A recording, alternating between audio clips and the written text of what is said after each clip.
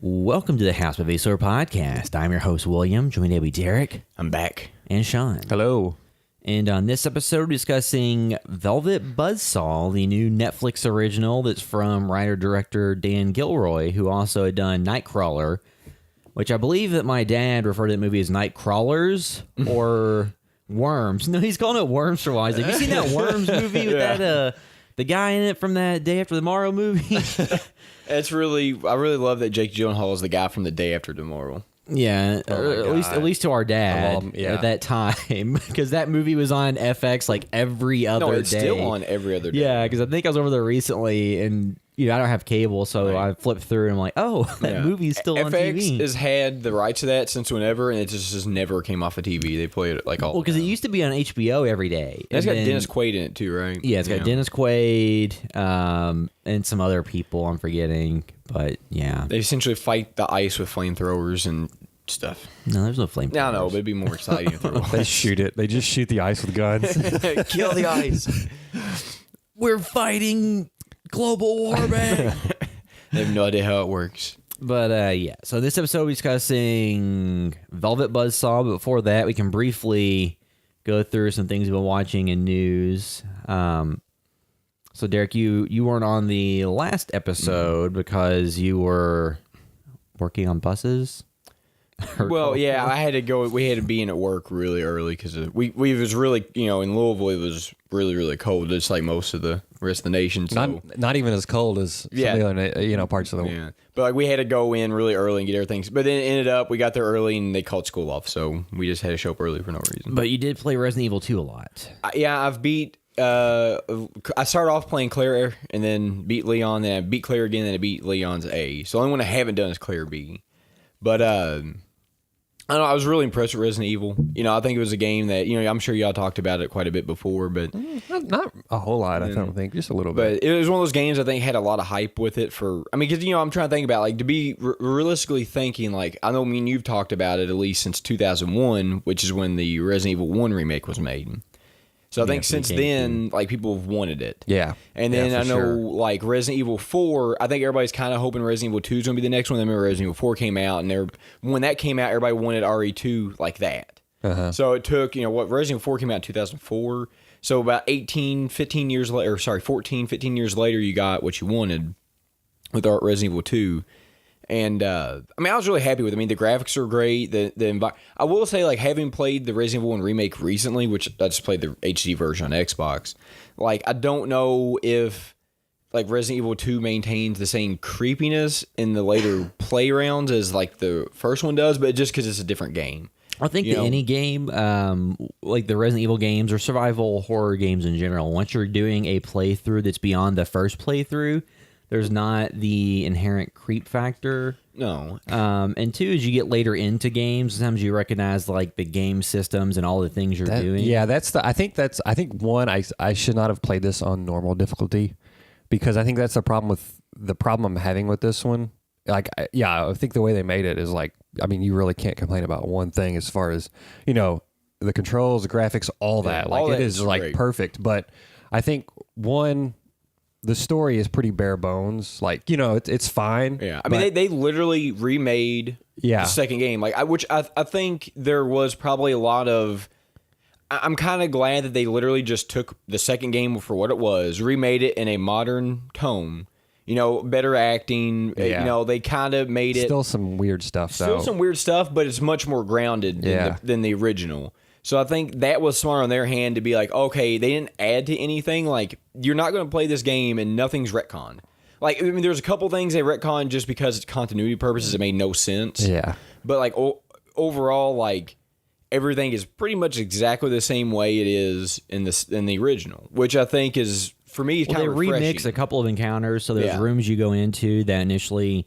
You're like, oh, this is where I first encountered a liquor. Yeah, and things played a little bit differently than they did the first time. Which I think is smarter because, like, you got to do something different. Yeah, you got to do something different. Because, the scariness, like, really wasn't... The demo, like, had a couple moments, and I shouldn't even have played the demo, because then I played the full game, and it's like, okay, I'm just running through this. I know this part, Yeah.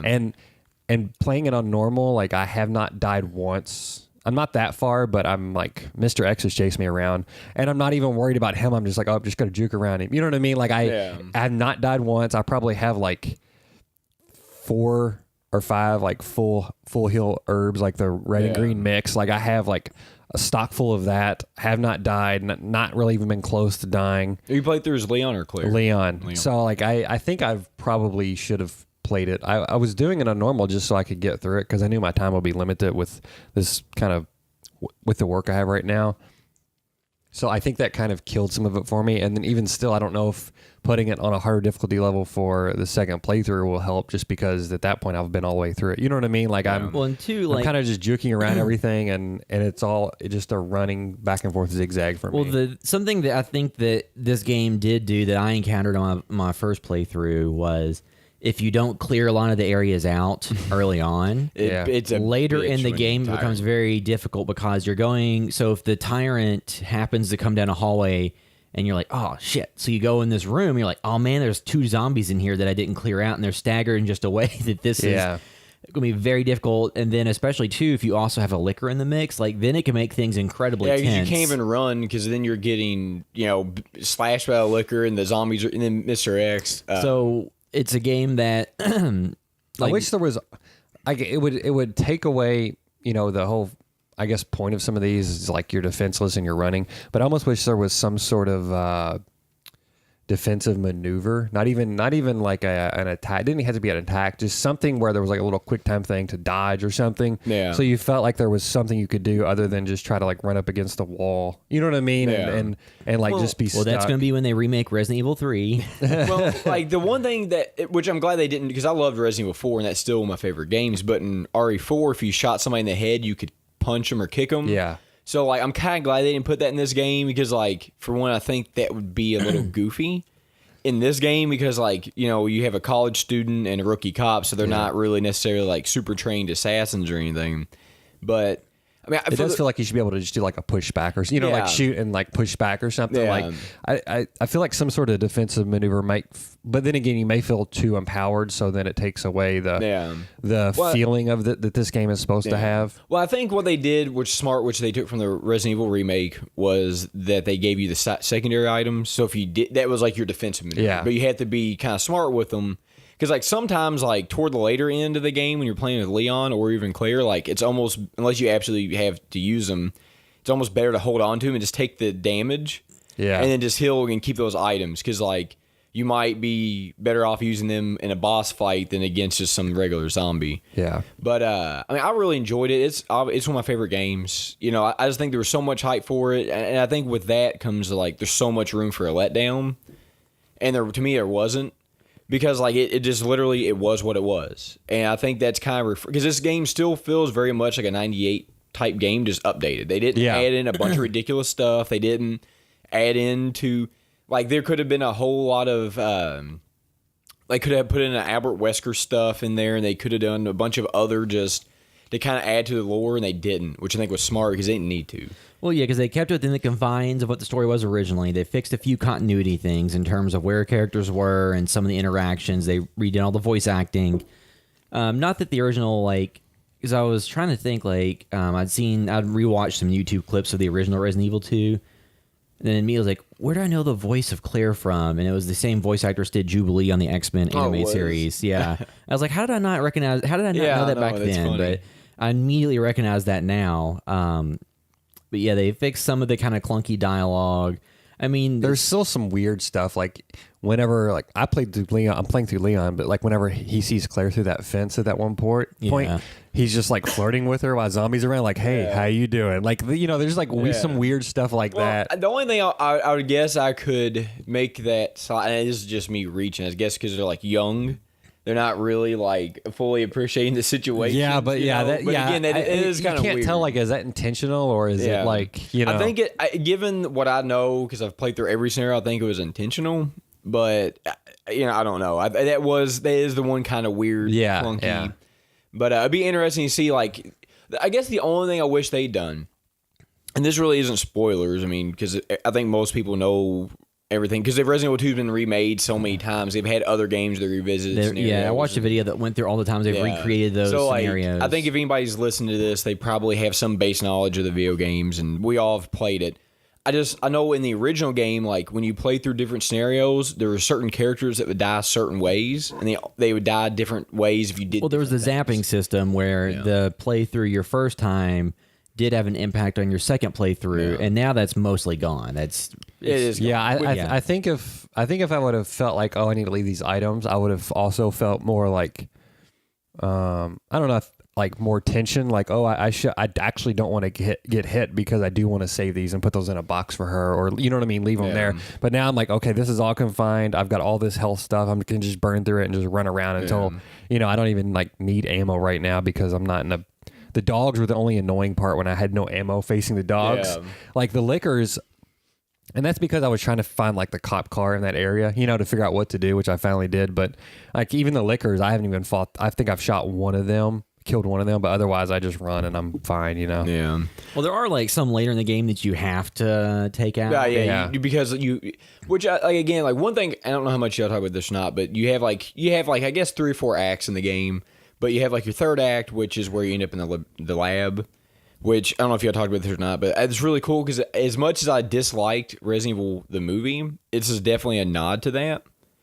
Yeah, I briefly mentioned that before. It makes me dislike that movie a little bit less. Well, because it's kind of like to me, it's like it kind of like okay, like they gave enough of a nod to it because it really feels just like it, but the way it should have been done, But then, too, it also can make you get more upset because, like, you could have worked in this lab stuff in the context of an experience that felt like Resident Evil. Yeah, and it never really did. But I think everything they did to the lab, because that was, like, probably the shortest part of the game, which was, I think, the smartest. I mean, like, because there was a lab in the original game. They just revamped the visuals to match some of this stuff. I mean, so it's just one of those things where it does make me kind of excited when they're talking about having a Netflix series, but I just really hope that they take to heart what made this series work, what made this Resident Evil 2 remake so popular with fans and gamers and everything, and not make it where you have a character like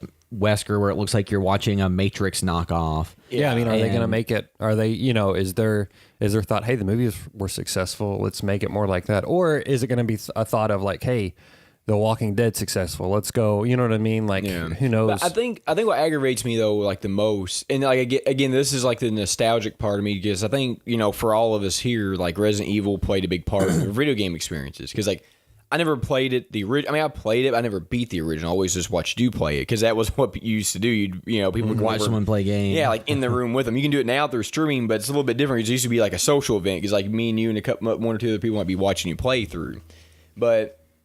I just think, like, to me, when I look at, like, zombie stuff, the first 2 Resident Evils are, like, a masterclass in how zombie things should be done. Because, like, the first one, which we didn't play that till later, but I think even then it's, like, the mysteriousness of the mansion and because, like, even the monsters weren't really the creepiest part. It was the mansion. So, like, Resident Evil 2 was, like, to me, the right way that you do a citywide outbreak, which was really interesting because, like, again, like, there was character moments that they did really well in both. At the second game, the original probably doesn't work as well because of the voice acting, but there's a couple moments in this one that work really well. But and then you go and watch other stuff like the remake of Dawn of the Dead, which is like just balls to the wall, very annoying, and I don't know. You watch this and it's like, why can't they take kind of what this did and actually make a movie that's good? Well, I mean, I think the idea is we take kind of a Romero-like zombie scenario and then you throw bigger, scarier monsters on top of it. That's an interesting mix. Yeah. And that's what those games pulled off until they became a lot more action-oriented. Yeah. Now, how do you all feel about the introduction of the Tyrant? Do you think it fit better, or would you have liked it to... Because, like... You're talking about Mr. X? Yeah, Mr. X. Like, it's technically called a Tyrant. Yeah. But Mr. X, like, do you like... Because if you remember the original, like, it shows a helicopter fly by and they drop him out of a capsule or something. Yeah. Whereas this one, he just, like, shows up pretty much unannounced, which I think when you don't know that... Yeah, I mean, I think, I don't want to spoil what all happens, but I expected more of a bigger introduction from him. I guess it was kind of cool. I'm guessing it shows up the same way for everybody, but I'm guessing it was kind of cool just because it was, like, supposed to be a surprise, but at the same time... if you've played the original game and then you've heard all about it, and they already teased him in a good way in the game. But other than that, it's just like, okay, well, now I'm dealing with this. You know what I mean? And I just kind of ran around, went down some stairs, circled around him, and then left. And then that was it. You know what I mean? So it was kind of unceremonious. Yeah. Well, I like, too, that throughout the game, the playthrough, and you find some of the notes and communications, they'll, like, mention, like, oh, and that guy in the trench coat coming through. And so they kind of build up the lore a little bit. Yeah. And well, they make Chris sound like a dick, too. Well, in the note he left. But see, I think when I actually thought about it, to me, I think I could just be blowing smoke up my own ass or whatever. But I think it's like a coded thing. Yeah. Because you read it and it's like, oh, because I read the I was first wondering time. that too, because he mentions umbrella and stuff. Yeah, he's talking about there's so much fun. And it's like, and don't come here, Barry. Like, to me, I read that. It's like, okay, to me, that sounds like he's just probably writing in code. Because, like, obviously, like, if you're playing through as Claire, she's like, who even wrote this? Yeah. Which one thing I liked about the game a lot, which is something I think a lot of other games should incorporate, is like, is like when you're playing through the game and, like, it kind of, as the game goes on, they don't do it as much. When you first encounter the zombies and you start shooting, you miss, you're like, shit. Yeah. And like they're getting, which I think that was really cool because that kind of adds to it a little bit. In the new game, the voice acting, they will use actual profanity instead of just calling everything and everyone bastard, which is a little bit of a more realistic take. But yeah. So like I know people are clamoring for like a Resident Evil 3 remake. But I think if they even do that, the schedule should be like you have a remake, then a new experience, and then a remake. Well, the only problem I have with the remakes is like I love Resident Evil 2. But at the same time, like Resident Evil 2's covered a lot of the same ground with the new updated Tyrant and stuff. Yeah, and I was saying like I don't really see what you would get out of a Resident Evil 3 remake because it's just essentially like with the Tyrant being the way that he was in this game.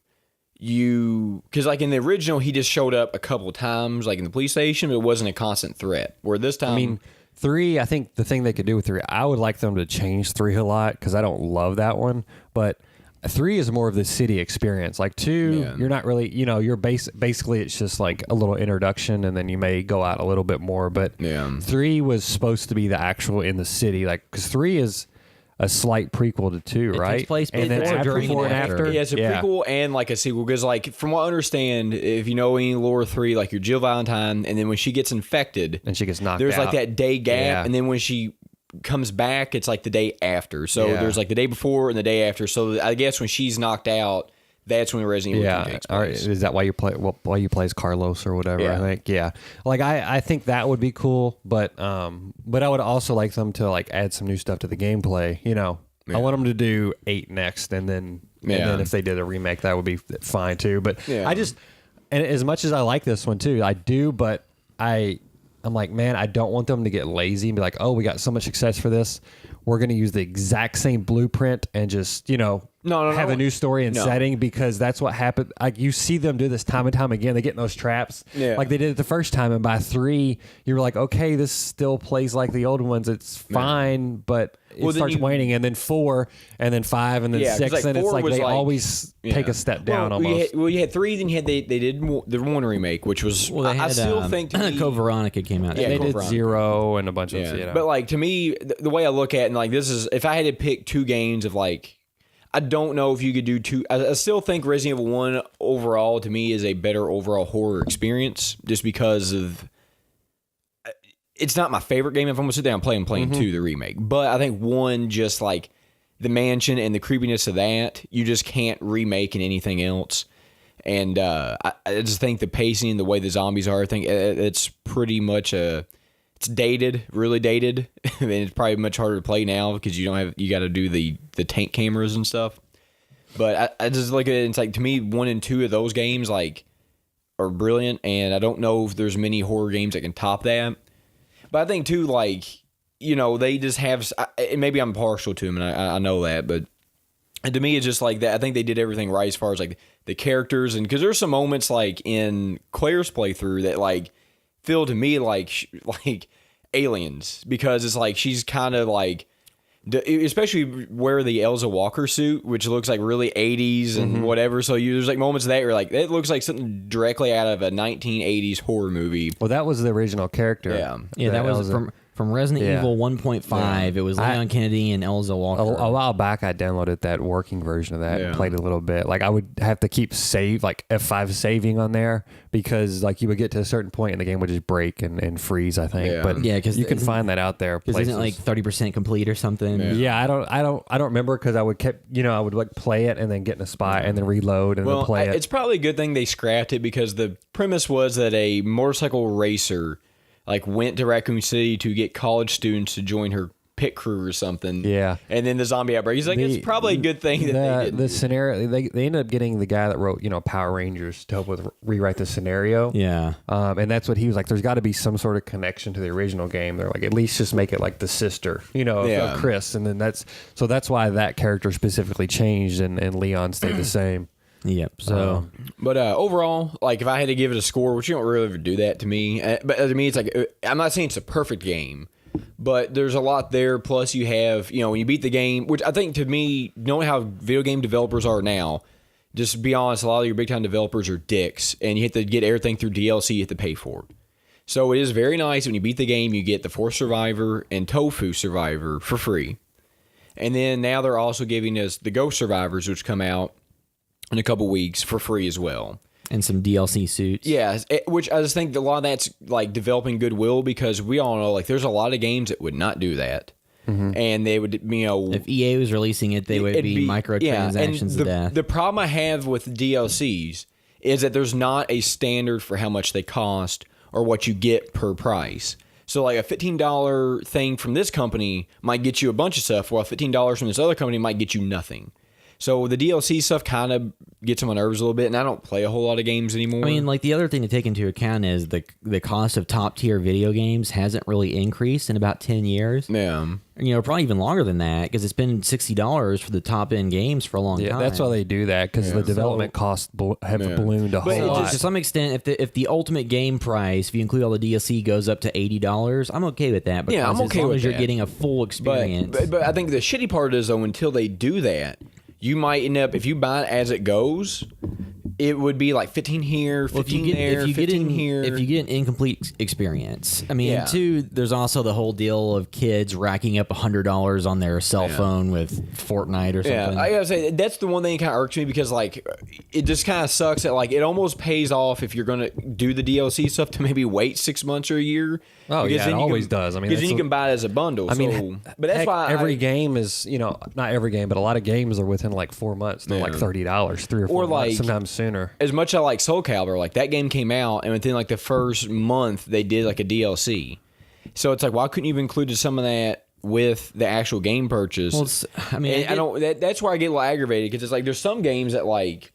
Well, it's a business model now. Yeah. You know what I mean? Sometimes they have to do that. Yeah, but I think it's kind of a too. Sometimes too. I think like with some of this stuff with like Spider-Man, part of the reason that the DLC was released when it was, from what I remember reading, like they were still literally working on the game up until they released it. Well, so if they had done all of it in one complete package, it would not have been released until December, and they would have lost in all those prime selling months leading up to the holidays. Yeah. Well, I think like something like because like Resident Evil 7 did something similar. They had the Not a Hero at the end, which it was free anyway, but they had to wait and keep postponing it to, I guess, release what they wanted it to be, which I'm okay if it's free, but I just think it's one of those things where it's like, it is refreshing to get some of the new content without having to pay for it. Now, obviously, there is stuff they're going to pay for, but you're giving me so much stuff up front that when I have to pay some money, whatever, I'll do it, But I just think there's a lot of, like you said, EA, I think is probably pretty bad about that. A lot of other stuff. Well, where it's like, if DLC is stuff that's all just aesthetic, that's not required to play it, that's fine because not everybody wants or cares about some of that stuff. Yeah.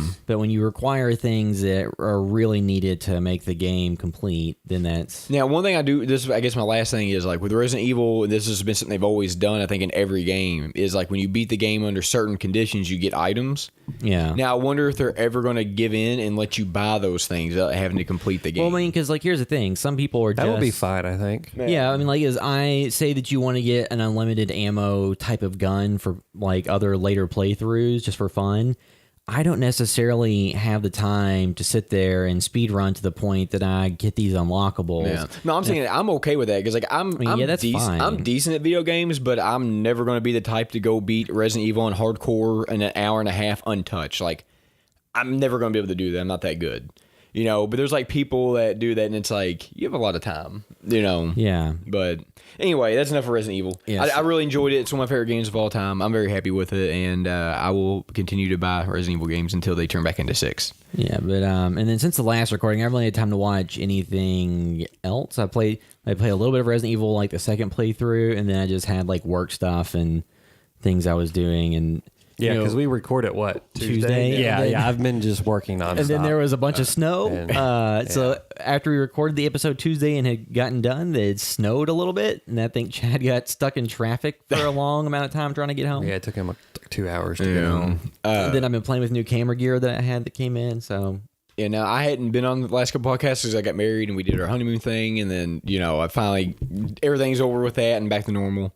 But I did get to watch the wedding. The marriage is over. Yeah, the marriage is over. No, but I did get to watch Suspiria because I had pre-ordered it for streaming a while back and it just released. Right, yeah. And so I watched Suspiria, and I watched it twice. First time I watched it, put it like this: it's one of those movies where like, this kind of ties in perfectly with Resident Evil, I guess, because it was a remake. Whereas like the original Suspiria, I don't think made a lot of sense.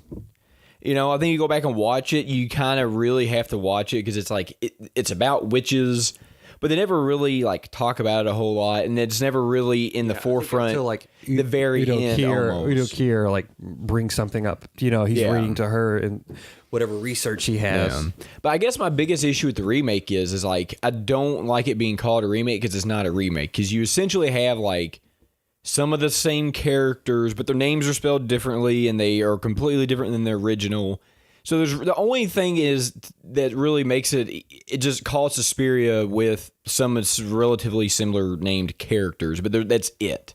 There's nothing in this movie to go back and watch like, oh, this is... I mean, it's at a performing arts school, before it was like, and then it's about witches. Yeah, and that's about it. It's set where the other one was made during that era, so it takes the politics that were happening at the time. More so than the original. Because infuses them into the film, Like, it has those elements, but also, too, like, I'm glad to see somebody do something totally different. Yeah, they did. Yeah, that's the thing. There's two things. I don't want somebody just to try to make, I just guess my biggest issue with this, like, I really enjoyed the original, and, like, at the end of the day, like, you want more of a tribute to it? More of a tribute, but I think what it is, like, to me, the original was, like, mainly aesthetic. Like, there wasn't really any plot there that's like, man, that's a good story. It's just, like, the visuals are really cool. Like, when she's coming in to the, Susie, or I guess whatever her name is, when she's coming in to the school originally, the one girl that's escaping, like, she's kind of, like, in a red hood running through the trees, and it's really trippy looking. Like, that was really cool. Yeah. And then all the lighting. Yeah, you have all the lighting. You have a lot of this stuff that's like, to me, just the visuals of the film and the color schemes and all that is kind of what sold it. Whereas this one, there's none of that. There's not any cool visual in this entire movie anywhere near the original. Like the original. There might be other stuff, but as far as like the trippy 70s stuff, there's none of that. Well, it's a lot more muted colors. And it's a lot more muted colors, and I guess it's a more grounded film like that. But I guess my biggest issue with it is like, it's 2.5 hours. Now, y'all might feel completely different than me, but it's like, and that 2.5 hours, for me, like, nothing happened. It took up until, like, because, like, Mandy was kind of similar. Mandy didn't even start going till an hour in or more. But at least there was, like, reasons for what was going on. But there's a lot of stuff that's like, man, they could have cut a lot of this out. Like, well, I've heard people say that, the character in the Suspiria of Klimperer, if you had cut that character and instead just had like Sarah or one of the other girls be the ones who found out all the backstory stuff, you trim at least 30 minutes off the movie. Which I don't mind Klimper, because I think without that there would not be any actually good story, because he like none of the other characters. Yeah, and not to spoil it, but that kind of he was the story. It shows you a different perspective on kind of the ending. There's some maybe some people punished, and it shows you some different perspective, and like, okay, here's the ideology of this person doing the punishing and stuff. You know what I mean? Like, I think, but yeah, like without him in the film, if they took that out and just had another character, I think for me that was the only interesting part. I was like, oh, okay, his story's kind of interesting, But I think everybody knows by now that was Tilda Swinton or whatever, and it's like I don't really understand the need for that. Like that to me was really goofy. It's like, well, like so why did we do Eddie Murphy in the clumps? On one hand, I don't get it. If the idea was to make it a female empowerment movie where even like the lead male character is being portrayed by a female I don't actress, understand it. I think that all falls apart when the movie is written and directed by men. Yeah, that's true too. But like my thing is like I don't really understand that because it's like what's the Jack Black movie, The Farts or whatever. It's like so we got the fake movie in Tropic Thunder. Tropic Thunder. So you kind of took aspiration from that and the clumps, and you had one character play three people. Whatever. That's if that's what you want to do. You can do the clumps. Well, but it's just whenever you use prosthetics in a way. So like it's like in crap. What's the first Alien remake? Prometheus. Prometheus. Was exactly what I was thinking of. Like the Guy Ritchie character. Because instead of just having an elderly person, or Guy Pearce, you put them in all this makeup, and it looks really weird. Because like Courtney's, I think they were planning on doing stuff with the sequel and the other films, and being young. Obviously, I think that was the plan with that. Yeah, I think they had more plans because there was even like the TED Talk that was part of that got separated out and was released as like a promotional thing before the movie. There was parts of the movie I think that really worked, but I think for me, and I don't want to get into any too much spoilers, but obviously people get killed in it. But there's like one really gruesome death that, given what the characters said and acted, is completely unwarranted. It's like, so you do this horrifying action to this person, and literally the only thing they did is like, oh, you're a witch. And it's like, that doesn't make any sense. Yeah, I mean, I think that was... Why? Well, also... it gets into spoilers of why they're doing that. Yeah. Like, there's a specific... also, they benefit from it, but... Yeah. But it just seemed overly harsh given the stakes that were I think in that's the point too. I Yeah. mean, they're witches. Well, and you know what I part mean? and part of two of them is the same death that I'm thinking about. It was also they didn't know that would happen to the extent that it did. Maybe, yeah. It just seemed like overly harsh for the circumstances that were set up in it. And it's like, which doesn't bother me. It doesn't make much narrative sense. I think that, they, the original movie had somebody going through that plate glass window or the stained glass window. Yeah, which that was over the top. But aesthetically, it's like, oh, okay. So I think they were, while trying to not do the same thing whatsoever, kind of one up it a little. But I think modern technology and practical effects. That scene is probably one of my favorite in horror. It is a good scene, but it's just one of those things where it's like, it doesn't really fit into the rest of the film because that happens, and then nothing like that ever happens for the rest of the movie. And it's like, so that happens earlier on. So, but to me, it's just like, I didn't really understand it because the Coven of Witches was like overly vindictive to their staff, or not their staff, but their students, which didn't really make any sense because like, so you kill all your students, but yet don't people go too far into spoilers. Well, it's not anybody that doesn't fall 100% in line. Yeah, it gets killed, and it's like, so you wouldn't have anybody. So it doesn't really make any sense to why they even do this. There's a lot of stuff I had like from a narrative storytelling standpoint that made zero sense. It's like, so like if I go to a school and it's like, oh, 90% of the people that attend the school go missing, and it's like, that's where I want to go to school at, It's like, no, nobody's going to go there. They're going to be investigations and stories about it, and like, oh, anybody investigates it, has something bad happen to I think that's them. also, too, why they did that, because they knew she would probably go, you know what I mean? Because at the beginning, it opens up with her, her... Yeah. Like we were talking about, like, this could have been very much like a movie in the same as, like, The Black Swan, but then it kind of went in the direction of like a Mother. So it's like, if you like something like Mother, which maybe is not a direct comparison, I did not like Mother at all. You might like this because I think they're more like, I guess, a thinking person's horror. I would say that it's the payoff in something like Suspiria or Mother or a lot of different other stuff is less in the actual nuts and bolts of the story being told. Yeah. And more in the experience and the aesthetic that you take in. Because like Annihilation is something similar vein of this. Like, it's something that I think when you get done watching Suspiria, I mean, I did not get all of the elements the first time through. Like, I had to go back and read stuff, because I didn't necessarily, because there's a lot to digest, which is the same in Annihilation. But I still think, like, if I had to choose something, like Annihilation, at least, like, well, Annihilation, I think, was still more of like a straightforward narrative. Yeah, to some extent. But it still got it was way more outlandish at the end, but it's sci-fi. But it's just like, with that, it's like, Suspiria is one of those movies that I was kind of excited, but to me, I just felt like it, I don't know, it's just one of those movies that's very hit and miss. People are going to love it. Like, I was not one of those people. I watched it, and I watched it through this. I didn't watch the entire thing through the second time. I watched different sections of it just to understand it a little bit more, but it's like, Well, they did. They did like a limited platform release, which I think was smart because I think if that movie had been a wide release, it would have just got trashed. Well, I think that the thing they would have had happen is if they had, taken like the bits, the more horrific, gruesome gore bits out of the movie and made those the focus of the trailer and kind of built it where it looked like a traditional movie.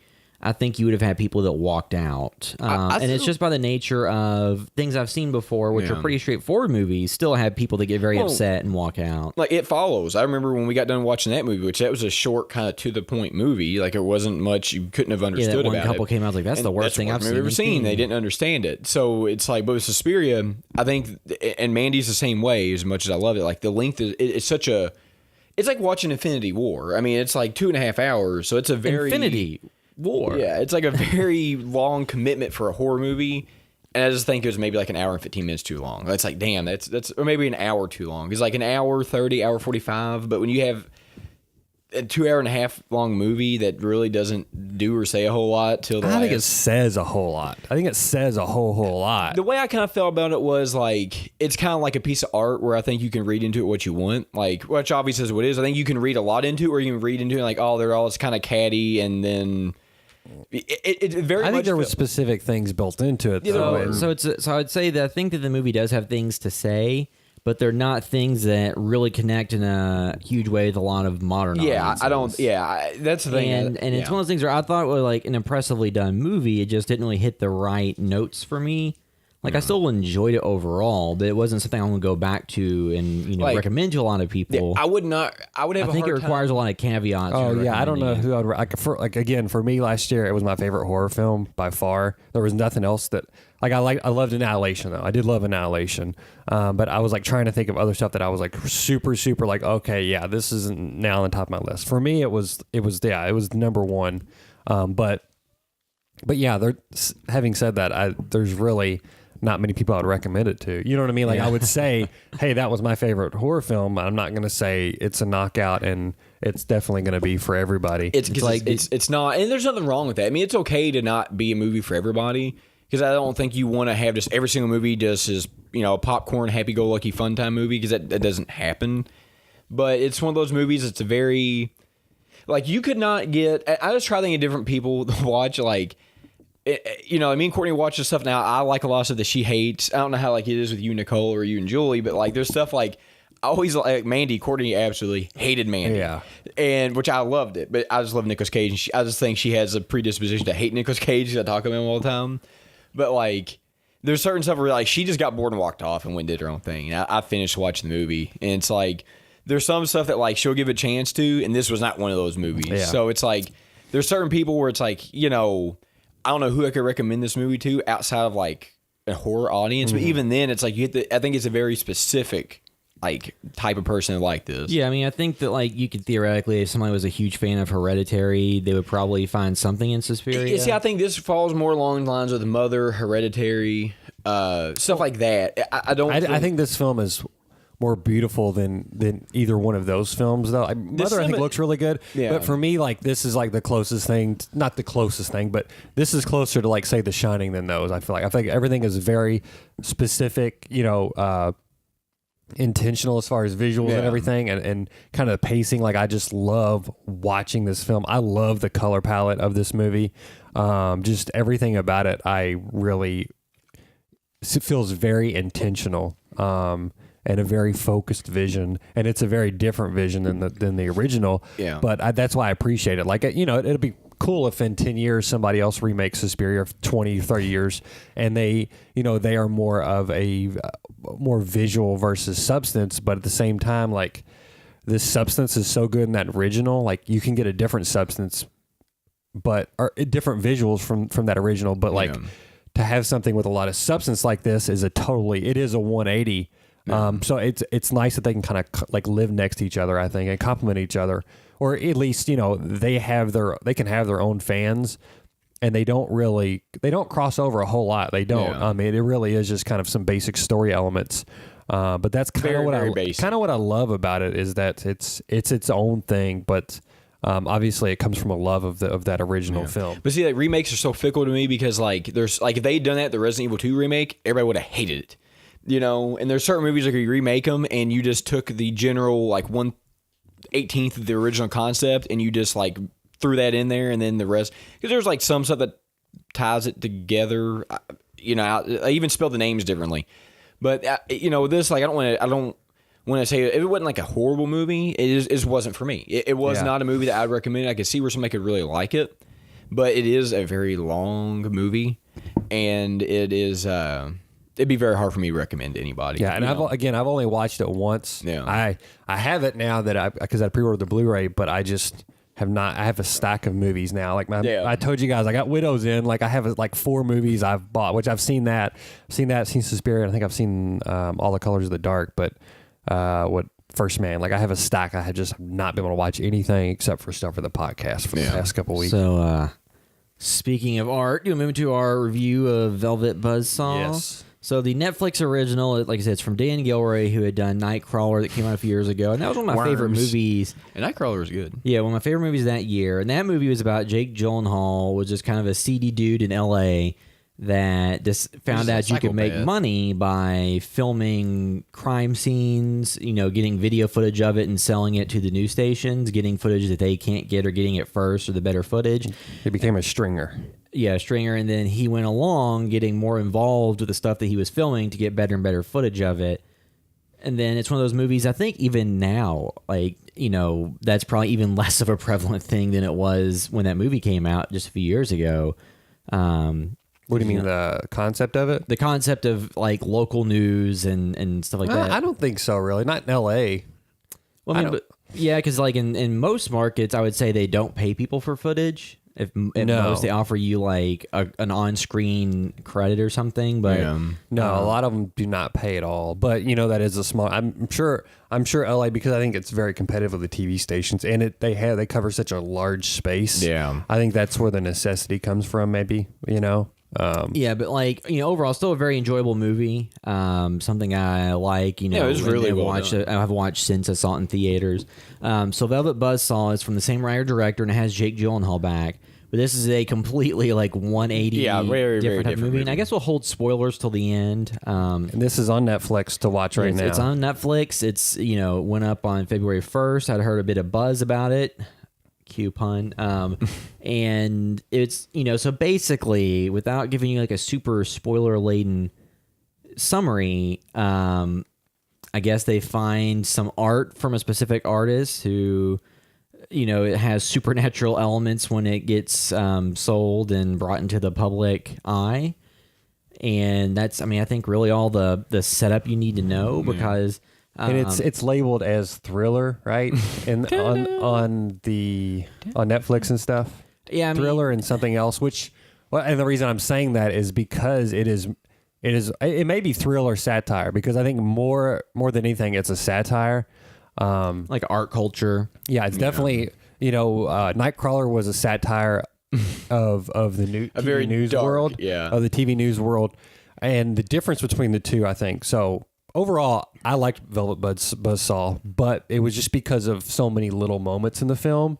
I think Nightcrawler is a much more successful film because Jake Gyllenhaal, we have a central character in that film. He is a very flawed person. Yes. He's not a likable person. Yeah, he's not. There's not like one likable element of his and that's character. What makes. Well, I think the only thing that is likable is his ingenuity and his dedication to making money. Well, and I just love that about the end. He has like a really good, fast sports car. He has succeeding. He's a terrible person. But even if you don't like what he's doing, he is an enthralling character to watch. Yes. Yeah. And you have a point of view through which you're viewing the story. Yeah.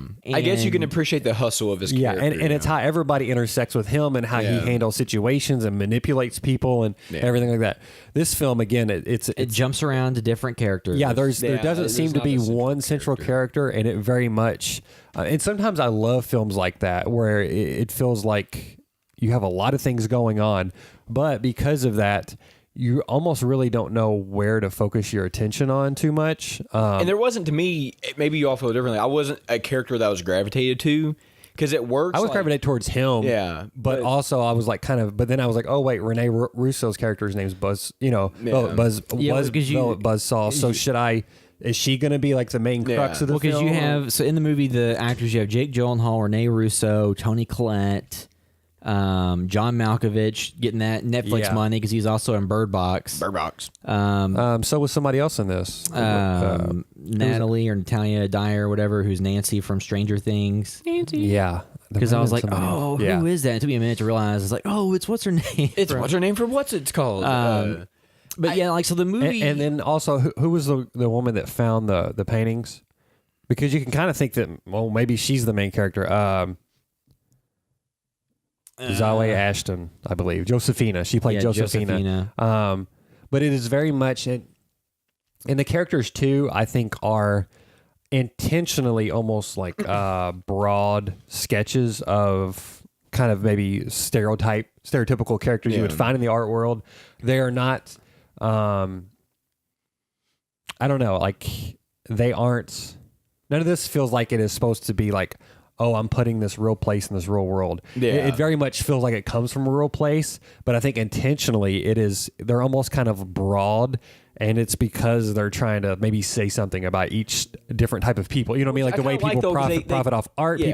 People, Velvet Buzzsaw, she used to be kind of this punk artist, and now she's an art dealer, and she's changed sides of the world. Talk about how awesome the name of the movie is. Yeah. Because I love that. Because if you just explain to me there's a horror movie called Velvet Buzzsaw, I would almost think Texas Chainsaw Massacre style. It sounds movie. But Drive. Yeah. But Drive. Well, it just sounds like something Velvet that would just be Buzzsaw sounds like the name. So there was the band Velvet Revolver. Yeah, but which was a reformed supergroup. Wasn't it the musicians behind Guns N' Roses with we had a bunch of the dude people from Stone Temple Pilots. Yeah, but I feel like to me it was kind of more of like a super group because they didn't last that long, and because Scott Weiland, yes, he was the lead singer. But the other thing is if you describe the movie as horror, I will say there are some horror elements. Yeah, but the movie's tone does not strike me as horror. No, he seems much less interested in those specific horror scenes than he does, making the satire and the commentary in the film. Like, it is very much not. That's why I don't think it's really a thriller. You know what I mean? It doesn't feel too much like a thriller. The focus to me wasn't like the horror elements because they just. It was how these characters intersect, and maybe sometimes how they're didn't react to certain things. Sometimes how their flaws maybe led to their demise. But even sometimes it wasn't even that. You know what I mean? It was just them dying. I would almost like to see his take on a kind of like a movie like Christine, but with car guys, but where multiple people have it. Just to see the lack of reaction from each character. Oh, they die. Oh, yeah. Well, okay. That's what I kind of like, because there are people with certain things that when they can profit off it, they don't really care what happens. Yeah. And I think that was kind of one of the things I like, is I know people like that have bots, and it's like, I would not want to make money that way, but they did. And and two, the movie, like I said, so that you don't really get a driving central character, and you don't really get a protagonist who you really are on the side of, even if they do, because Nightcrawler was good about giving you a character that wasn't doing great things, but still making him your point of view character that even if you didn't support what he was doing morally, you wanted to see him succeed because it was entertaining. Yeah, and you were along for the ride. And Jake Gyllenhaal had ridiculous eyebrows in that movie, so that guy, you gotta watch. And in this movie, you don't really get a central character that you really care that much about. I would say Jake Gyllenhaal's character Morph is about the closest to a character you really, I guess to Rene Russo's character. What kind of name is Morph though?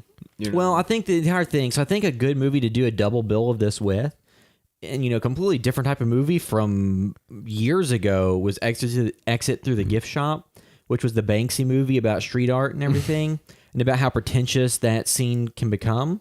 And I think that movie's a great thing to pair with this, because that was taking a quote unquote real world scenario of showing just how absolutely shallow the art community become. And then how crossing street art with art can all these things that similar things they're approaching. So the movie, I've heard somebody else say there was a couple other ones to watch after this that also, let's see here. No, I can't find it. I thought I took a screenshot of it, but also too. Did you guys ever see Art School Confidential? No. Did you see that, William? It's like no. an indie film, or probably 2003 maybe. I think I bought it around the time, but essentially it's somebody in art school and they're a struggling artist. And John Malkovich is in that as well. He is the mentor, I think, or a teacher possibly. An artist. I believe he's in that film.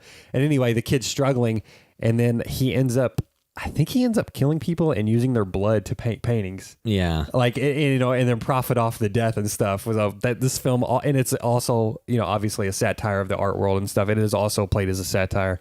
And yeah, so I think that because you have all these people that are, you know, so stuck up their own asses. Like, you almost don't feel bad when certain things happen. And they have like expensive ass cars, and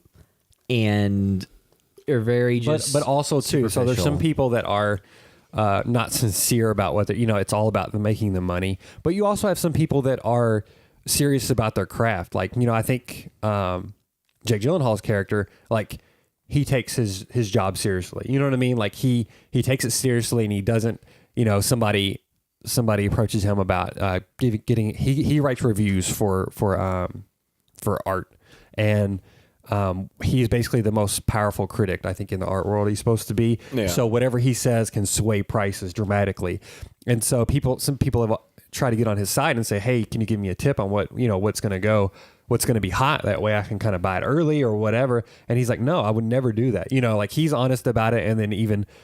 John Malkovich's character, which doesn't really have a lot going on at the end, but he seems like an honest artist. You know what I mean? Like, there's some honest people in the world that are doing things that they think is, you know, for the love of it and for, like, maybe the good reasons. But yeah, that being said, nobody's like a perfect character in this film. Well, I mean, there's even like a part in the movie. It's like, oh, somebody did their best work when they were an alcoholic. Maybe they should start drinking again. Yeah, I know. Yeah. And, but you know, that's like that. People think that way. You know, well, it's kind of like, you know, I think the film is very funny. Well, it's kind of like I think it's very funny. I think there's so many good lines of dialogue in this film, and I think that's why, like, I wanted to just put it on again last night while I was working as well. I had to watch, you know, I watched the film for our next podcast, but I think that's where this film may live, like, for the audience that likes it, which is me included, even though I think it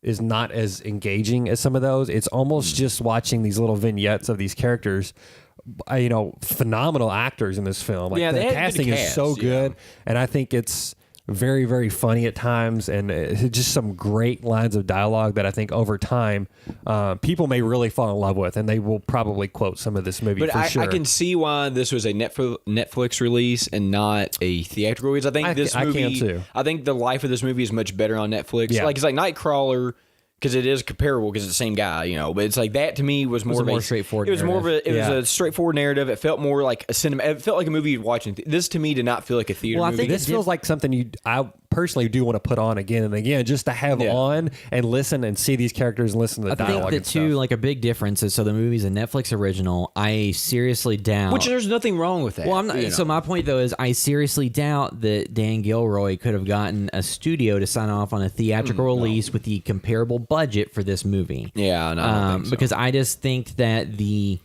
movies that are about an industry and kind of poking fun at it, satirizing it, or living in it, because there's a lot of movies that have been about the craft of movie making, and most of those don't do super well because people don't care. And I think you need to really delve into a world that people can relate to and care about for it to really be a huge mainstream hit most of the time. I mean, because you can have, like, limited success if your scope is zeroed in. Yeah. But, like, I look through some of the user reviews on this on IMDb, and it's funny because there are, like, a lot of 1 out of 10 reviews. I can see that. And I really think that people need to rethink the way they're using the review scale. Yes. Because a 1 out of 10 does not say this is a well-acted, well-made movie I just didn't like the structure of, and it didn't click and do anything for me. Yeah, that's like this movie there was nothing good about this movie. 1 out of 10 says this is The Room, but not even enjoyable. Just there's no charm hard to watch. Yeah. This was not that. I can see having problems with this movie, but, you know. Yeah, so I just really get annoyed when I see people give a review. But you can't get annoyed at the internet, William. You know what you're going to do when you read the comments and you read the reviews. Well, like, you know, we were just talking about, like, Resident Evil, and I just read some reviews, like, where Capcom post stuff. Yeah. And you read that, and it's just like, oh, my God. You know, people are, it's just, and this movie is the same way. Or movies I like. You go and read the reviews. With Resident Evil, there's, like, this huge tug right now where people that weren't, you know, super ingrained in the series and they're used to more modern games. Yeah. Are like, oh, this is too hard. and then you have the smug. But it's too easy for Sean. He's like, normal's too easy. I should have played on the higher difficulty level. Well, I mean, too, though, like... Well, the routine in those games is to just dodge around the zombies until you have to... Well, I mean, or you clear out you just use your ammo. You're never going to find more. Just clear out as many as you can, slash them with a couple shots, slash with a knife, move on. Like, the system, so you can kind of just game it. On the early parts of the game, I didn't die early on. I didn't die until after the tyrant showed up. Yeah. And I got stuck in, like, a hallway with a licker, some zombies, and the tyrant. But just like there's a lot of people that seem to take satisfaction in just, especially too, like being somebody that does like short films and stuff, it's really easy to spot the reviews from people that are filmmakers or want to be filmmakers themselves. There's a lot of that's one thing that kind of kills me about like seeing some of the reviews on stuff, because I didn't read any for Velvet Buzzsaw, but just other movies I've liked, I've made or just other things I like. I make the bad decision to go and read reviews. And then even though I have nothing to do with the property, and I just like it, it still pisses you off because it's like, and I've decided too after reading that stuff, like there's been a couple times where I've been really hard on something here. Like I'm going to try not to be, I don't want to be like that person. Yeah. Like, I might just, I will still state that I did not like it and give reasons why, but I won't be like, but some of these people are like overly harsh and it's like, you should go die. And it's I don't understand if something doesn't work for you and you lay out, here's the reasons why this didn't work for me, and you have a well-reasoned opinion, great, and you're respectful, that's fine. It's just when people start saying this writer-director should die and never get another job. Agree with that. Blah, blah, blah. Unless they did something really bad that, like, in real life that warranted that. But unless it's like a Jeepers Creepers dude or something. Yeah, then that's not warranted. But, like, I can see where this would be a movie. And I think some of it, too, is, like, I think people, again, I think sometimes it's just kind of like with Drive and other movies, like, it's the way they're labeled.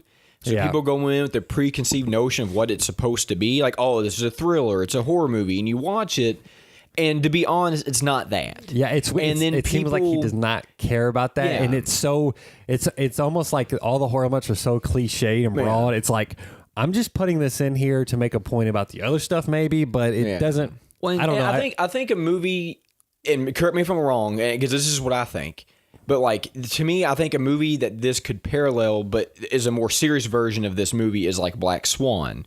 Because it kind of tackles... I don't know. No. I'm just saying because like Black Swan is like the straightforward, serious version that kind of critiques all the negatives of that. And then it shows the negative impacts of what a person goes through with no comedy element to it. I'm trying to think... Or any satirical part at all. Whereas this one doesn't go as dark as that. But it can kind of like have fun with itself. I'm pretty sure that there are other movies or episodes from shows that deal with art in this, or maybe pretty similar way. We're gonna do Airheads because like I've said, a lot of times in horror movies, especially, your protagonist is an artist, and they need the inspiration to do their next big canvas painting. Yeah, and like that is, but this to that's me, really old worn out. Yeah, and this kind of did that, but again, like, but this did it from a different lens. This didn't do it from our protagonist is a starving artist that really needs to get their mojo back. Yeah, and to blah blah blah. Because I don't think that's relatable for most people. No, it's not. Well, and also too, in defense of those, it doesn't matter sometimes if it's relatable for those other people. It just, if a creator wants to make their own story to express their own struggles and they can get financing, you know what I mean? More power to them. More power to them. I understand, maybe not ever relatable, but if that's a film somebody wants to make, even though it's been made 100 times before, if they want to make it from their perspective, I think that's totally valid. I'm just saying that, I understand how people check out of stuff where they're like, oh, this person that lives in a $500,000 home and all these things, and oh, woe is me, I can't do Especially in this climate, it's like, they deserve it. But my point is, so this movie comes at it from a different angle. This is the angle of the smug, self-assured people buying the product. Yeah. And where, art is a commodity and it's a way for everybody to get rich. And, people... there's even a line in there I love, something about Toni Collette. Her character says something about... she works for, when the film starts, she works for a museum, and she says something about, all the rich collectors of the world, they vacuum up all the good stuff and leave the breadcrumbs to the museums. Like for the common people can't even enjoy some of the best art in the world right now because these rich people just take them and put them in their own collection and hoard them. You know, there's so many like good little nuggets like that, and again, it's very broad. Yeah, but like again, like I like bourbon stuff. So like you go to these tours and there's people that go and like wait, and this isn't just bourbon, but just a lot of stuff. But people go wait in lines for hours to buy stuff. And then they never appreciate. They put it somewhere or they go resell it. So it's like, so the normal people that would actually enjoy this, whatever that product is, it could be shoes, could be, because there's like shoes I want to get, but you can just never buy them because people go and, you know what I'm talking about. And it's like, then they buy them, and they either one, they put them in a box somewhere and never enjoy it, or they immediately sell it. So like normal people who'd actually enjoy whatever that product is never get it because people that have more time and money get it and then just waste it. Because it is a rare commodity. If you think about it, like a painting, a super rare painting, somebody spending millions of dollars for it, a lot of times, you know, like on this movie, it showed that some of the people who have buyers that work for them, they don't even really care about what it is, just that it's hot. Yeah, exactly. Yeah, exactly. So it's one of those things where they don't even really appreciate the art. The only reason they would come to appreciate it is after the fact because it's exclusive. And it's all playing a game. Like, well, you know, make your buyer, convince your buyer that this is what they need to buy. You know what I mean? It's all just a game of system and dumb. And there's plenty of films that do that. You know, but, as far as the stupid artist, who was it? What is his name? What's the criminal opposite Joe Pesci in Home Alone? Daniel Stern. Yeah. It might be a Woody Allen film, but he plays a art collector and or he plays like a rich guy, and he's just like real rich and goofy, and he goes in and he's wanting to buy some art, and the artist like runs him out. He's like, "You like effing moron! Like you're just wanting to buy this. You know what I mean? Like to seem like you're important and smart and everything." Well, it's funny because like being in the car stuff that it was when I haven't not as much now as I was because I don't have one anymore. But like a classic car. But like there's guys that are the same way. They're like they don't care what it is. They just want to buy it, and because it's like, oh, look what I own, you know, and that's just how they are. Well, then it's the element of like they see someone that restored a car. I said that weird. Restored a car. They restored a car from the ground up, like a classic, and now it's in pristine working order. It looks immaculate and all this stuff. And the person just is like, okay, how much did it cost you to restore that? $30,000. I'll give you $50 right now. Yeah. And it's mostly because they don't even care about the thing itself. It's just like, oh, this is rare, and I can have it and add it in my collection. I think that's maybe why I liked this movie, because like even though this is about art in a world that I will never be in, like I can relate it to stuff I do know, which is like car stuff or like bourbon stuff or shoes. Like you can take this, you know, people like these people, but in more real world stuff, even though they're like, because like you can have people that are like us that are normal, but are still snobs about stuff. Well, too, like Jake Gyllenhaal's character, when he walks into a hotel room, he's like, this couch is way too small based on the ceiling length. Or the ceiling height. Again, like there's so many lines in that. Like there's a scene where they're at a funeral and he's commenting on the casket for it. You know what I mean? Like there's so many great lines in this film that I just want to play on. You know, put this film on and just watch certain scenes of it. Like I'm actually kind of glad the horror stuff is pared down in it because it is so simple. Like the horror stuff in there is not engaging enough to be like, oh, I really wish they would have blown it out. Like it's so basic and simple and kind of short. Yeah, it is what it is. I'm actually glad we got more of the and I wonder too, like, was this film edited down? Like, was there? I don't think there was probably more horror stuff. Maybe there was, but was there more dialogue and they thought, hey, we need to like kind of rein this in a little bit, because you can see them kind of going crazy and long minutes. Like they could have wrote an extra 45 minutes and just fit this in this film, but you could see it just fitting an hour and 52 minutes. There's some lines in this, like the couch one. Like if that was in Arrested Development, I would believe like the mom saying it. You know, Lucille or something, or like like I could see what does a banana cost, $1? Like I could feel like this line being in that movie. What could a banana cost, Michael? $10? Yeah, and it's like this would fit in that world because I think some of these people just don't know. And I did like the disconnectivity they have with like normal people. Yeah. So, and again, like I can see where somebody would read the reviews of this or read what it was labeled as and watch it and be like, oh, this is trash. Because at first I kind of did that and I was like, wait, and then you kind of realize, oh, okay, this is like Drive. It's not what it was marketed as. I think without getting, so I think we can kind of give our opinions and move into the spoiler discussion. So, this movie, giving it a score out of 10, it's like a lot of the reviews seem to be, like I said, like people are giving it 1 out of 10s out of anger. And then like 6 or 7 out of 10s in terms of how they actually felt about it, like people that actually watch it, and some like 8, 9s, whatever. I think this movie is more of like a 6. It's enjoyable enough. I might watch it again at some point. It's like a satire of the art world, but nothing really stuck with me. Like I said, just coming from the director of Nightcrawler, I was expecting like a little bit more like build up and tension and character stuff. And the characters are very interesting and fun in this one, but there's really nothing that grounds you where you really care if any of them die. Yeah, you don't. I think that's the issue. I think the one thing is like broad sketches. Yeah, they're caricatures, and they all kind of they never really focus on one too much. Where you're like, oh, okay, this is the person I don't want anything to happen to, or So I'm with William. Like a 6 out of 10. It's not a bad movie, but I don't really think it's necessarily a great movie. It's okay. It's but. Again, this is kind of where I fall with like Suspiria. Like, it'd be hard for me to recommend this movie to certain people because it just you'd have to explain to them what it is. Well, I think it's more of getting a baseline. Like, what do you think of these other types of movies that maybe follow a similar path? Yeah. Did you enjoy those? Okay, if you did enjoy those, you might enjoy this. Yeah. Because this is not for the crowd that wants a straightforward scary horror film. Yeah. This is to satirize a culture and have. Yeah. Well, so I was almost mutual friend of ours, Ashley, that edited some of our things that I work with on projects. She's gotten me jobs shooting for the Speed and stuff, but her boyfriend works for the Speed, so I'm in there quite a bit with him, and obviously he works there day in and day out. He's worked there before the new one, the art museum here in Louisville. Yeah, it's the art museum in Louisville. It's the biggest one in the city. So any of those types of people that are in the city, if they are in, they are often in that building. And she was complaining. We were talking about some, I guess, politics of that art world and in relation to the people that have money. Actually,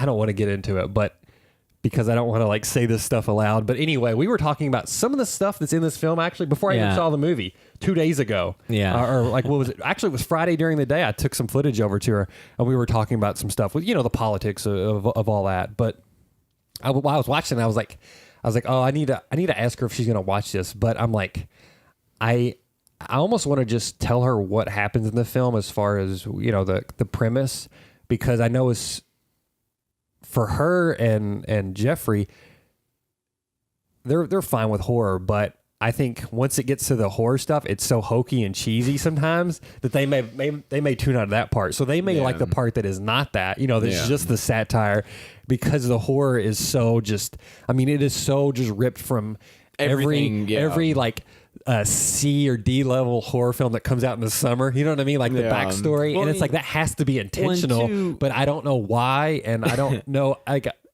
don't know if it's just shorthand because they didn't want to spend any time on it. Like, let's do the same exact story you've seen 1,000 times. You know what I mean? And let's just show flashbacks of old photos and a little voiceover. Like, it's seriously just so basic from like the most.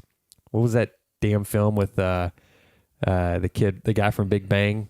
Rings? Like, you know what I mean? Like, it reminded me of Rings. You know because what I mean? the horror elements were almost like an afterthought. It's like, we got to kill this person. I mean, it's basically a parody and satire of horror films on that level too, as far as the backstory and all that. And it goes nowhere, basically. Yeah, so don't expect any of that. Like, it does not live up to the name. If you just heard the name Velvet Buzzsaw horror movie, like, again, that just conjures images of chainsaws, people getting cut up. So there's one scene in the movie that has to do with like kind of a gore element.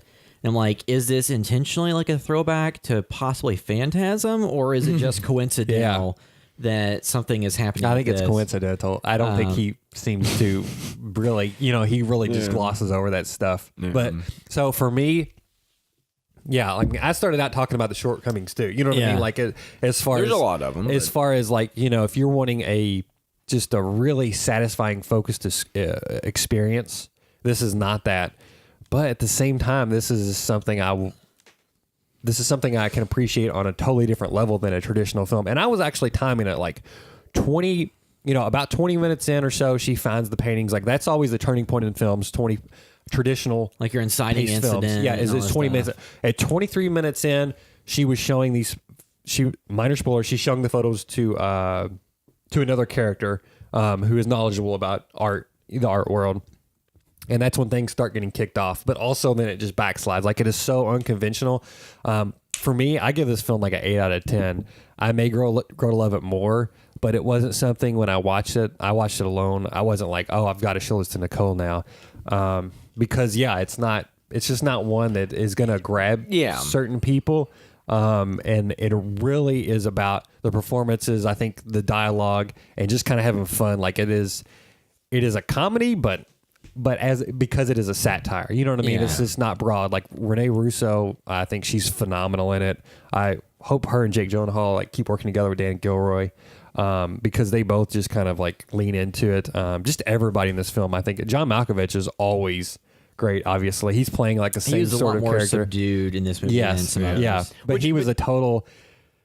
He had no time for anybody's bullshit, and I love that too. This is not Con Air John Malkovich. This is very toned down. Which Con Air John Malkovich might be the best John Malkovich. I give this film about an 8 out of 10. It could go different places, but it's definitely one that I actually think I'm going to throw on in the background because I can look up at any moment, I think, and enjoy a scene from this film because I think it's just packed full of great moments. Singular moments a lot of times, dialogue and stuff like that, which doesn't really add up to a whole. It adds up as a whole experience because it is staying in this art world. I mean, that's the main character. The main target of the film is the art world, I guess. But just again, like the couch line, like I know people who would say stuff like that, and you just want to like punch them, like yeah. So I guess we can move into spoiler discussion. So if you're listening via iTunes, do us a huge favor, leave a review that helps other people find the podcast. Follow us on social media, House Movie Store. You can go to housemoviestore.com to find links to our Facebook, Twitter, Instagram, YouTube. So those are all the main places to follow us because on like Instagram, we'll post stories and pictures of stuff we're working on, things we're doing for the podcast. Facebook, Facebook and YouTube is where we share all our shorts and stuff. So follow us there. If you want to follow us specifically on the internet, you can find me on Instagram at the William Caps. You can find me on Twitter and Instagram at MetaWorldDerek. I'm at Blevin Sean on Twitter. So now we'll move into some quick spoiler talk about the movie. So if you haven't seen it now, check out because we'll discuss things that happen from at the end of the movie that spoil some of the things. But so like talking about like the horror moments when people die. So you start off killing some characters you don't care that much about, like John Don or Don John. Or, is he the art installer? He was Renee Russo's competition that took John Malkovich away from her. But before that, before that you had the art installer, right? Yeah, the guy that had the AirPods. Yeah, who was in what's that show we both watched with Maniac? Oh, okay, you remember? Remember he was the brother. Yeah. I liked him a lot in this too. And again, he is another person in the art world that he's like, no, I'm an artist too. I put like all the Fruit Loops on whatever. Like that is another element to the art world. In college, like I took an art class. I don't remember exactly the topic, but essentially we discussed like, hey, what is art? Which is every damn topic that is going to be talked about to the end of time. But one of the questions that we discussed was, some of the artists who they have work, but they have everybody else doing the work for them. You know what I mean? And that's what he was like. I'm an artist, but also is he an artist because he's just being told what to do? You know what I mean? Like he is somebody who's struggling with that himself. Well, then there's the self-proclaimed artiste who make a movie that depicts rape in every way you can possibly film it. So you have people that artiste. So what is art is like a very superficial question. It's like every entry level like college class, the teacher comes, what is art? But I think like a perfect example of this culture to start from the beginning to the end is to watch Exit Through the Gift Shop. Exit the Gift Shop. I thought you were almost going to say Escape from New York. I was like, I don't know what you're talking about. Exit to the Gift Shop. Because have you all seen that? I have, yes. No. So I love that because it starts off with somebody who's like aspiring to just be a part of a movement and to do something, and then it goes to self-parody without like. So it's one of those things where how much of the movie was legit, how much of it was a Banksy performance art thing from beginning to end.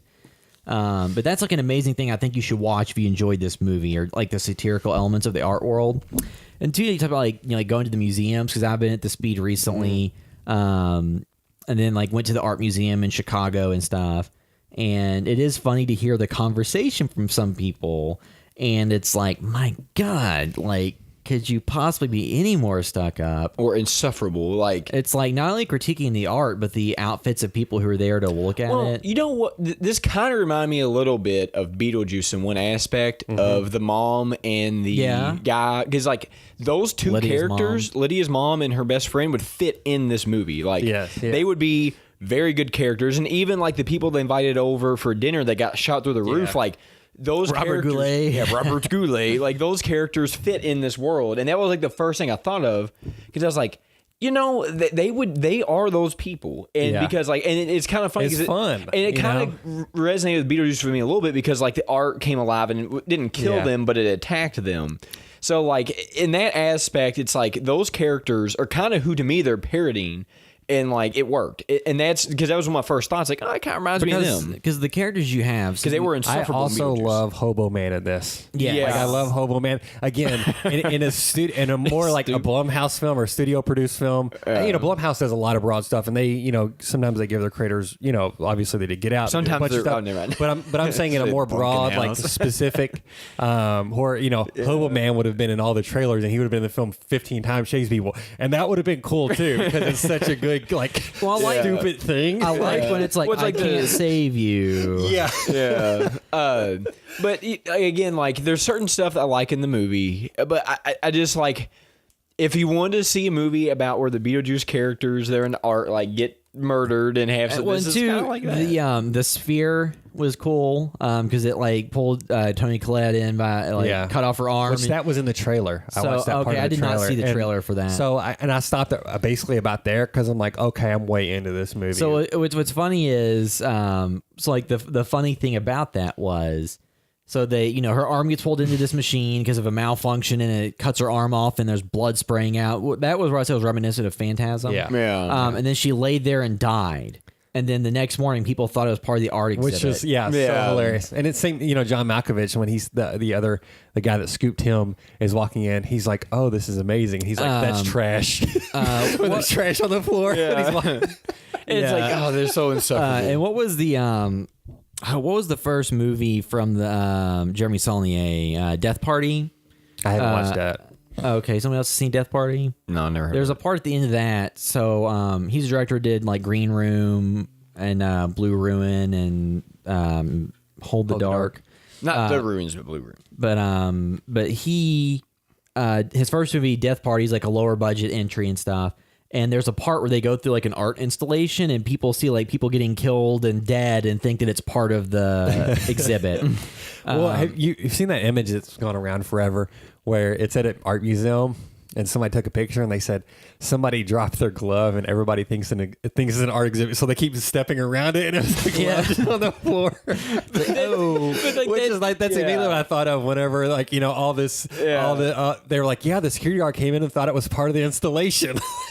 Like, that's what's funny, because like the sad thing is, like, that's real. It's not like they're making it like people would really do that. And like, well, I mean, too, like, and it just kind of shows you how to touch. I really like this movie. So, like, it's just not conventional. It is not going to keep pushing forward. But I just love so much about it. So I would have almost preferred this movie to just eschewed and not had the horror elements in it at all. Exactly, yeah. And just to have gone into more real world consequences that weren't just ghostly hangings and But I guess, you know, they just needed something, you know, shorthand and stupid to, I don't know. I don't know why. Like, nothing. I'm really interested to hear him talk about this film. You know what I mean? Like his reasonings for doing a lot of things, because some of it does seem a little baffling. I would like to see like a director's commentary for the movie. Yes, exactly. I mean, too, it's like, a shame that we don't get that with Netflix. Some of the elements of it, like the backstory on the artist deal or whatever. It did sound like something straight out of like one of those Ring knockoffs or one of those movies, which is fun. It's basically like, or, you know, essentially a guy had a bad childhood, was abused by his father, and his mother died. And then when he got out of the military, he came back and brutally murdered his father, went to a mental institution for 20 years, and he got released. He was a janitor, and he did all this art. He started killing people, obviously, and using their blood as the paint. Like, it also sounds like something out of like Scary Stories to Tell in the Dark or something, or like any type of internet story you would read.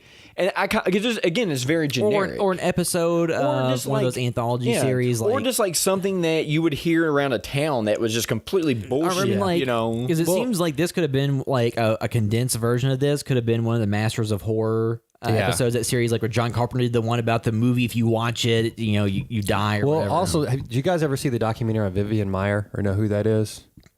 No. It was not that long ago, past maybe 5 years or so.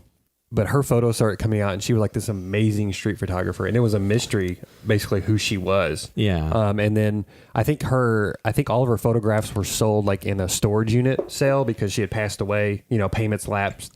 People started bought her storage unit, and then like sold off the photographs or something.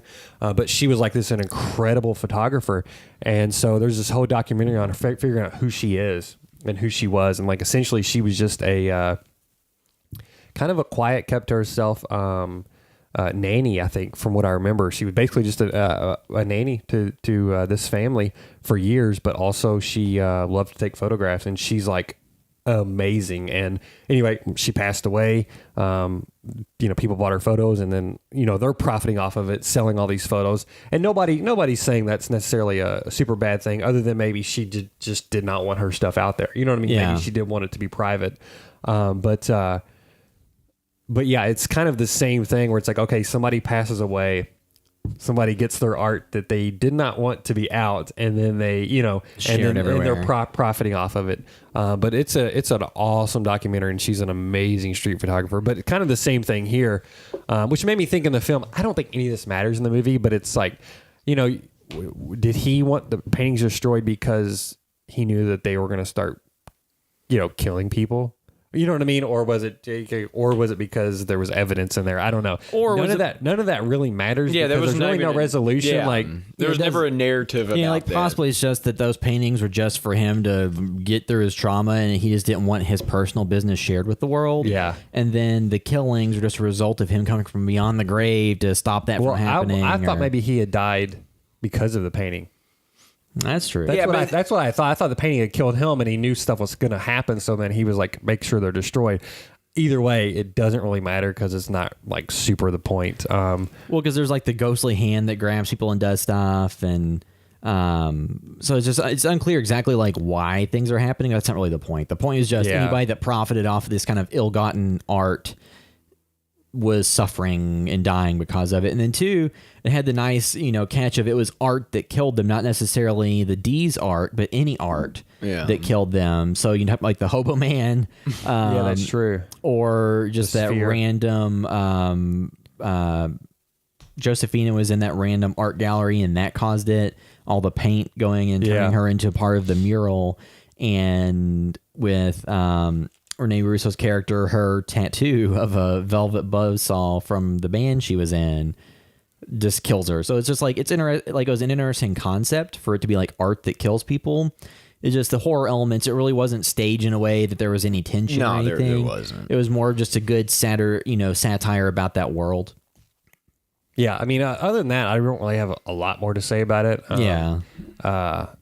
Yeah, I liked so much the dialogue in this film. Like John Malkovich, his character, the other art dealer comes in. What does he say? He says something. I can't stomach Cheerio upbeat. I'm not an idiot. Remember that. He's such like just an asshole, John Malkovich. Let's see here. And then after that guy dies, the Don John, or whatever his name was. He's like, well, last time I saw him, he was his standard shallow self. Yeah. And Jake Gyllenhaal too. Whenever he finds out that the other artist is sleeping with his, I guess, new girlfriend, Yeah. Because he's a critic, and he doesn't really even seem like a mean person. He seems like he's very, he can be very critical, but it's that other artist that is an up-and-comer, and he says, the admiration I had for your work has completely evaporated. Like, that's the most harmful thing he could have said. And, like, when the guy's sleeping with his girlfriend. Well, too, so, like, the other element was, so Josephina or whatever convinced him to give her ex-boyfriend a bad review. Yes, yeah. And then he got into a car crash because of it. And so that came back. I think that's what came back to haunt him in the film, That he had done this thing just, out of, breaking his code of ethics and honor and everything. Because he's like, I actually like the exhibit, blah, blah, blah. Yeah, everybody in this film is kind of slimy. Like, he's, that's the one thing I think he does that's bad. But a lot of the a lot of people in this film are backstabby. You know what I mean? Like everybody seems to be backstabbing. At first, I was like, man, are most of the women just backstabbing each other? Because the girl from Stranger Things, you know, she's cross sides, and to benefit herself no matter what. But she then jumped to whoever would pay her and used her inside information to try to gain. Yeah, and so I also wondered. I guess Jake Gyllenhaal's boyfriend actually was selling out. You know, because they never say for sure. You hear that from her. From the girl from Stranger Things, but you don't know if she's just making a BS to get ahead, you know. But you assume that's true. But yeah, everybody in this film is just backstabby, and I don't know.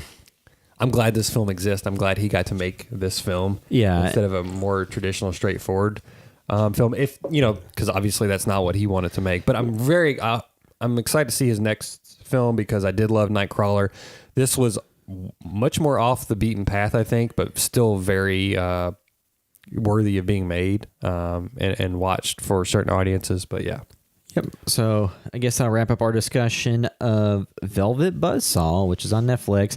Next episode, we're talking about another movie that's also on Netflix now recently, The Mummy, the 1999 Brendan Fraser one, not this Tom Cruise stuff. The best mummy they've ever made and probably will ever make. Yeah, so we're talking about The Mummy on the next episode. So I'll wrap it up this episode of the House Buzzsaw podcast. Thanks for listening.